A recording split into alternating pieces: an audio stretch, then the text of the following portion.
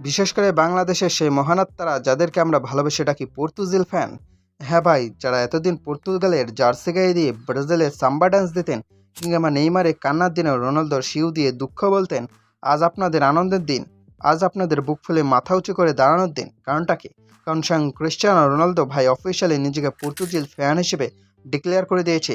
ওনার একটা recent statement পুরো football দুনিয়া কাঁপিয়ে দিয়েছে, আর আমাদের দেশের হাজার হাজার পর্তুজিল ফ্যানদের চোখ দিয়ে আনন্দের অশ্রু ঝরিয়ে দিয়েছে।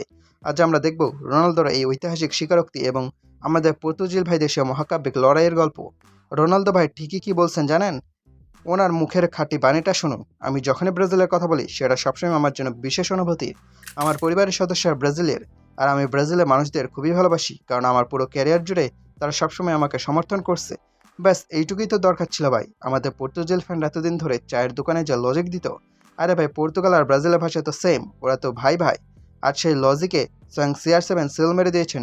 রোনালদো ভাই বুঝিয়ে দিলেন ওনার পাসপোর্ট পর্তুগালে লেখা থাকলেও ওনার মনের একটা বড় অংশ জুড়ে আছে হলুদ সবুজ সাম্বার দেশ ব্রাজিল।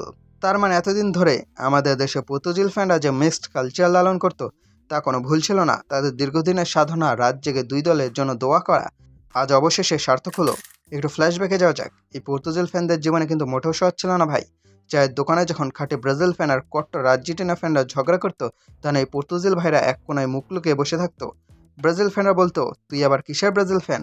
তুই তো পর্তুগালের লোগো দেওয়া প্রোফাইল পিকচার দিবস। আর পর্তুগাল ফ্যানরা বলতো, রোনালদোর ম্যাচে তুই নেইমারে গোল দিয়ে রাফাসিস কেন? মানে ধবিকা কুত্তা, ঘরকা না ঘাটকা অবস্থা ছিল ওনাদের।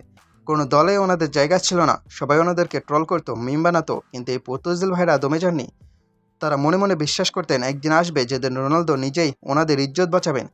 আর আজ সেই মহেন্দ্রক্ষণ। এখন পর্তুগাল ফ্যানরা চায়ের দোকানে গিয়ে কলার খাড়া করে বলতে পারবে, রোনালদো নিজেই যেখানে ব্রাজিল ভালোবাসে, সেখানে তোরা কথা বলার কে শুনি? আসলে একটু লজিক্যালি চিন্তা করলে রোনালদোর এই ব্রাজিল প্রেম কিন্তু খুব একটা অবাস্তব না। রিয়াল মাদ্রিদে ওনার বেস্ট ফ্রেন্ড কে ছিল? ব্রাজিলের মার্সেলো। মাঠে ওনাদের কেমিস্ট্রি দেখে মনে হতো ওনারা পূর্বজন্মের দুই ভাই। আবার পর্তুগাল দলে ওনার এত বছর ডিফেন্স পার্টনারকে পেপে, যার জন্ম কিন্তু ব্রাজিলেই হয়েছিল, পরে পর্তুগালে শিফট করছে।